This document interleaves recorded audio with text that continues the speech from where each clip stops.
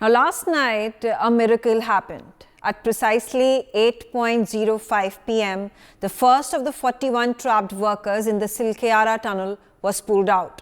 And within a span of about an hour, all the workers, 41 of them, had been evacuated. The trapped inside, they all were stranded there for 17 days. And all of the 41 workers were then pulled out one after the other by the brave rescue teams who were working tirelessly round the clock for 17 long days, putting all efforts to evacuate the workers. Now, as soon as the first video of the first worker came out of the tunnel, flashed on our television screens, the whole country breathed a sigh of relief. That very moment, the State Chief Minister and the Union Minister, General V.K. Singh, greeted the workers. Soon after, it was Prime Minister Narendra Modi who spoke to the rescued. 24 hours have elapsed since then. The workers have been given all medical assistance. Their families now are rejoicing and breathing a sigh of relief. This is the story of the victory of courage, resilience and grit over fear and panic. And this is perhaps once in a decade or several that such a story comes out, and the miraculous escape of the 41 workers is an example that is set for people across the globe. I'm going to start my conversation with Pathikrit Pain. Pathikrit, yesterday things happened so fast. The fact that time moved so slow for the last 17 days, and suddenly the last 1 hour when the rescue operation started and the last of the 41 of the workers was pulled out, it took just about 1 hour for the rescue teams to do the thing. Megha, good evening. I think, everybody working there, whether it was the NDRF, the SDRF, the Central Police Forces, the Army, and especially the rat miners, they all deserve a lot of credit for their perseverance, for their hard work, for their patience. I think the best thing that has happened in this case was that the organizations were very flexible in terms of what all options were to be explored. So eventually the rat mining, the vertical rat mining concept was found to be very, very effective in that kind of a terrain. And it was, use exercise. So invariably, a lot of homework had gone into how, it will be eventually done.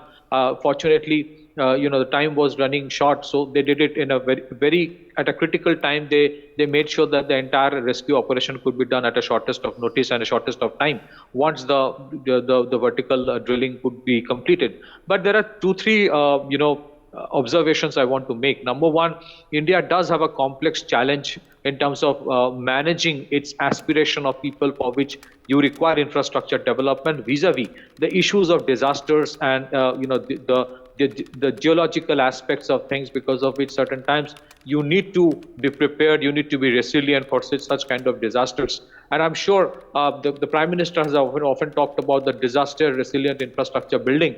I think it would be a good time for the concerned organizations to learn as to what should be done in terms of making sure that next time it doesn't take 17, 18 days and you invest the right kind of money for those kind of equipment. I think the NDRF is a classic example of how you develop a disaster response force. It has 16 battalions and several regional response centers. But I would still say the states need to do far more in terms of developing their own SDRFs. I think adequate amount of investment by the states are not happening in that place. My last point, Megha, disaster today, much like terrorism, can strike anywhere, any place. For several reasons, mostly the natural disasters I'm talking about. So I think we also need to explore the options of developing a public-private partnership. You have a large number of private security organizations today. I don't think it will be very difficult for them, provided the right kind of support system come from the government, to have their own quick response forces for natural disasters. And I think, we are going in the right direction in terms of making sure that our ability to deal with disasters are far better today than probably what it was 20 years back. We can track cyclones today almost 15-20 days before it strikes through our satellites. We have tsunami warning systems. Our NDRFs, battalions are working well. But I think as complexities rise in terms of managing development and issues of disasters of natural origin. I think we need to invest more. But what happened yesterday was the proof of the resilience that was shown by Government of India, headed by the Prime Minister, who was himself monitoring the PMO team going over there, staying there. It was a major boost of confidence and showing the intent of the government that they were very serious about it. We hope such things do not happen in future, but I'm sure India is also ready if it happens again. Major General Sudhakarji, now this is, one of those times, this is the rarest of the rare events, an accident, an incident that has taken place. In view of being prepared and having all sorts of equipment, remedies on the spot beforehand, is an ideal situation to be in. But when disaster strikes, there are all measures that are taken in place. There are equipment that are brought in from other parts of the country, and if it was required, they would have been flown in from abroad as well. The fact at this point of time that I want to focus on is about the sheer grit and perseverance and determination, and it was the entire country. I mean, this entire incident that had happened and the rescue mission that went on for 17 days was being looked at, was being surveyed by the Prime Minister himself. In fact, he had sent his teams, his secretaries from the PMO, to directly report to him after telling him the ground situation minute by minute, hour by hour for 17 days to ensure there was no untoward incident, so to ensure there was no lackadaisical movement of people, of the rescue workers, of everybody else who was present over there, and also keeping the morale of the people who were stuck inside the tunnel up, because that is the most, the mental fight is the most difficult. Megha, good evening. Thank you for getting me to your show. You have made a very laudable observations in your statement, and I must compliment you. Let me address the issues that you have raised one by one. First and foremost, in our criticality as this, I must compliment the countrymen, the leadership in the entire hierarchy and the whole of nation approach that was applied to address the sensitivity, criticality, and also the danger which was lurking around the corner in a very scientific, calm, composed, technical manner. And the most important thing that has happened is the leadership at the top, at the apex level. He himself, the Honorable Prime Minister, has been taking the update off and on, and he was personally so passionately involved in the well-being or the safe rescue of the 41 people who were actually stuck inside. So first and foremost thing I would like to underscore is a criticality along the northern border, which is suspect-prone zone, where the infrastructure is picking up momentum to come at parity with the adversary in the north, is of very tall order. Second thing I wish to highlight, Megha, is that a Minister of State, General V.K. Singh himself, he was camping at the spot. General Ata Hasnain, the top leadership of the military, the DG of the disaster management forces. So what I'm trying to highlight is, while the top apex level leadership of the national hierarchy was absolutely in siege with the situation, the decision makers, in decision making, it's thing called as in military science called a OODA loop. The feedback loop was shortened, and that's how the criticality and the problem was correctly identified, and time-bound manner, the resource mobilization was taking place. Third and most important thing, which is standing out very loudly, is that in any critical juncture, whether it is Kargil war or the disaster here, or any disaster that has taken place anywhere in the country, be it the tsunami of 2004 or before and after that, any kind of disaster which has taken place, the nation has stood together. That is the hallmark and the strength of India, a resurgent India, 75 years down the line and the way we are looking ahead together in times of challenges and criticality is a very living example before the global order. Next point, Megha, if you allow me, I would like to make 3-4 quick points, is that the resource mobilization can take place accurately provided the requirement, the necessity is identified. The necessity in the case was identified very accurately. Contingency plans were made, and I would compliment the leadership who were present on the ground, whether it is Lieutenant General Atta Hasnain or General V.K. Singh, and the whole of nation, whether it is Minister of Health, Infrastructure Department, or any other department. The Air Force was getting mobilized, and they have landed the aircraft, the Glowmaster, at a place which is unthinkable. At middle of the night, in twilight hours, without any kind of, the navigational aids. So everyone has played a role. The state government himself, the Honorable Chief Minister of Uttarakhand, has actually played a very significant role time to time. And look at the way, the first and foremost thing was the telephone insertion. Communication is of vital importance. Then the food was actually pumped in through that narrow pipe. Thereafter, we have mobilized resources from European Union, from anywhere, you name the country, from US, and where not, from Australia.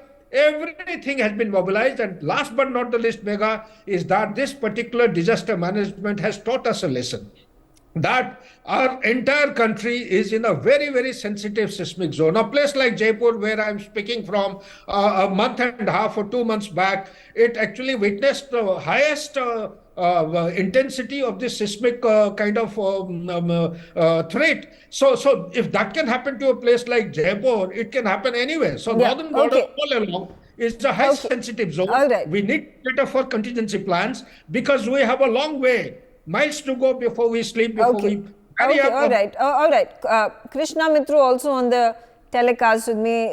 Krishna Mitru, in wake of these developments took place, and thankfully all our workers have been rescued unscathed. They were given medical facilities. It has now been found out that there are no physical ailments and even mental ailments that any of these 41 workers have. Now, in terms of this massive evacuation operation that has been conducted, and with such precision, like I said, all equipment, funds, resources have been thrown into this entire mission. And does this also show the commitment of our workers, our rescue workers, our officials, our governments, and also at the same time how the country has come together in prayers, in hopes that these people will come out at the soonest possible? This has been a wonderful experience. The end of this disaster is a wonderful experience. And I would say that the 41 workers who were trapped inside the tunnel for 17 days, hats off to them, that all of them have come out, I would say, scratchless, without any physical or mental ailments. The credit goes to the team leaders who, particularly I would name Mr. Gabbar Singh, who was the team leader, the supervisor of the team, who was trapped inside. And he kept the morale of each and every of his 40 colleagues over there so high, with a regular talk with them, regular exercise, yoga, and morale boosting other methods that they did. In addition to whatever happened inside the tunnel, whatever happened outside the tunnel has been internationally applauded. The teams got together, one and all. They did the best. The machinery did fail a couple of times in between. However, it was repaired and put to use. Alternate methods were thought of, implemented. Resources were gathered, And the best thing that happened here is that the Prime Minister was directly involved in the rescue and recovery of the 41 people trapped inside the tunnel, who also gave a free hand to the Chief Minister of the state and appointed one of his senior ministers, General V.K. Singh, Yeah. to monitor the entire rescue, who left no stone unturned to gather all resources from all over the country and abroad. They did a fantastic job. You imagine, for 41 people trapped inside, there were 41 ambulances. Each ambulance had a doctor, one or two attendants, and the driver. 4 people per person dedicated and waiting over there, as it was estimated that each person's evacuation would take 2 to 4 minutes. I was surprised to see that the whole lot of them, 41 of them, they were out within a matter of about 35 minutes.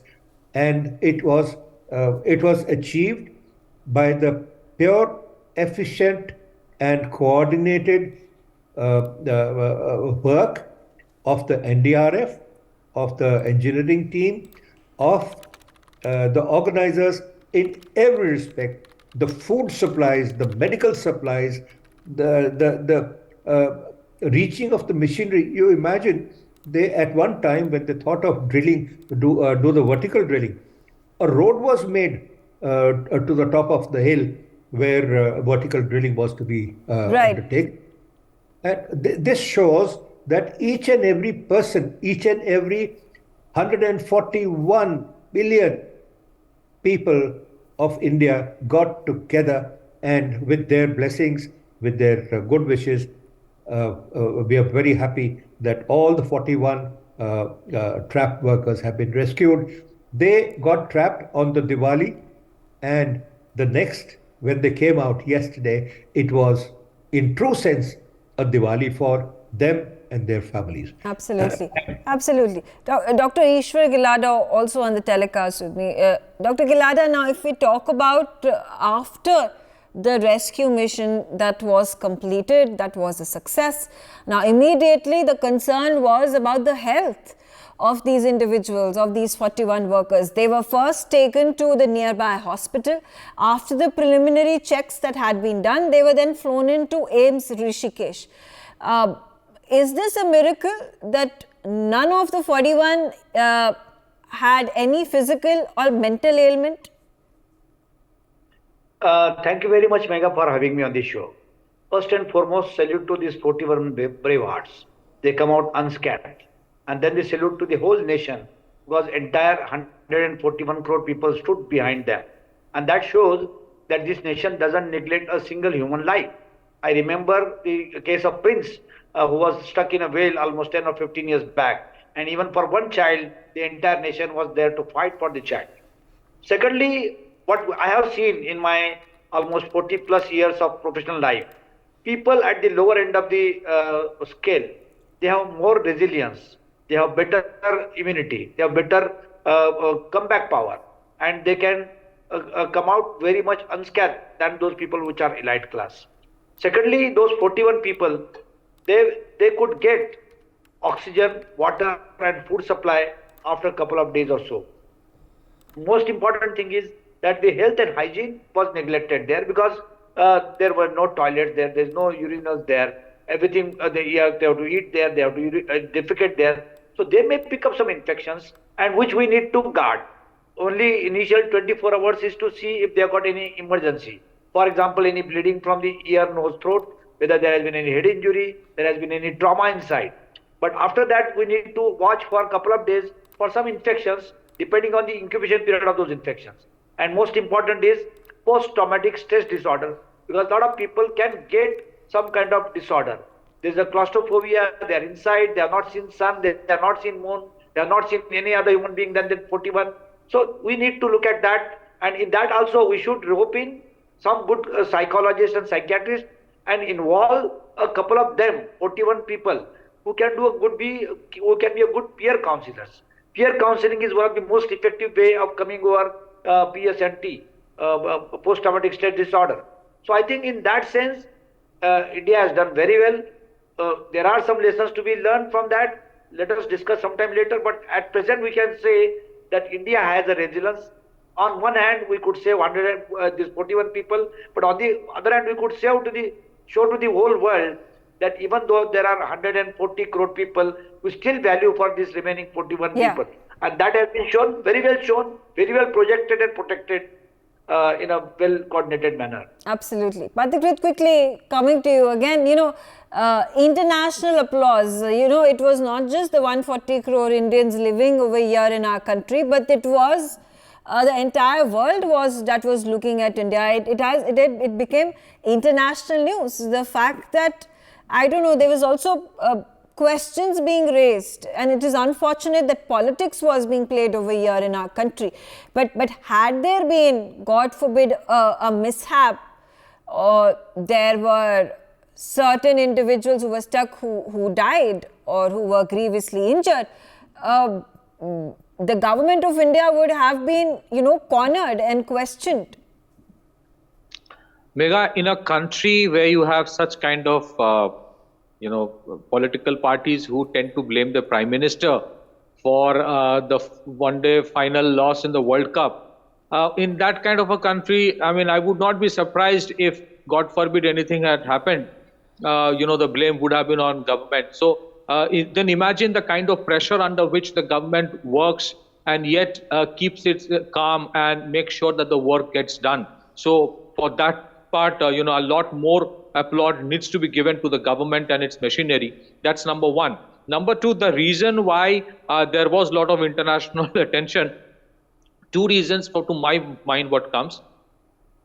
Firstly, because after what India did in Turkey in terms of the rescue that they did, NDRF does have quite a bit of credibility globally today. So I think they were trying to understand how, in Asian countries, this kind of evacuation is done and what all things they do, in spite of at times having not the best of resources. And so there was a lot of frugal engineering which was put into application this time as well. So we must remember this. Also, because in China, many such accidents happen where the casualty levels are very high. Compared to that, the manner in which India made sure that all the 41 of them get rescued, it's an immense sense of pride, and it's an achievement by any global standard. But at the same time, as I stated, Megha, one thing that worked on the side of the people who were trapped is because they were habituated to work in claustrophobic environment. So maybe to that extent, they were not very much under stress. Okay. Otherwise, being in that kind of a situation for 17 days would not have been easy for an ordinary person. You're absolutely right. Quickly, a quick word from you, Major General Sudhakarji. I'm coming to the fag end of my discussion, and the point that I would want to make is this international tunneling expert who had been brought in to oversee the entire procedure and the operation, he himself came and said that it was a remarkable escape. The NDRF and the SDRF and the other rescue operation teams that were working were best of the best across the globe. Now, this gives us validation. Absolutely, Megha. There is no denying the fact. In fact, we don't have to look out of India to give us applause or give us kudos. We ourselves, we know we are the best. We are second to none. I'm just back from the Scandinavian countries. Norway is known for a country with immense number of huge network of tunnels. Undersea tunnels, through the mountain tunnels, they have got almost about more than 1,000 tunnels, 750 kilometers if I'm not wrong, and the longest tunnel is 24.5 kilometers. But look at the Stable Mountain. Here in India, we have almost all the mountain ranges, whether it is the northern border or the Vindhyas or the Aravalli ranges, almost everywhere the mountain ranges are fragile. They actually are in a very high seismic zone. Talk about the Konkan, so the Western Ghat. So what I'm trying to bring out is that, mindful of the fact of the dangers, India is still taking very, very strident steps to catch up in infrastructure development. Look at the milestones we have achieved in past 4 years.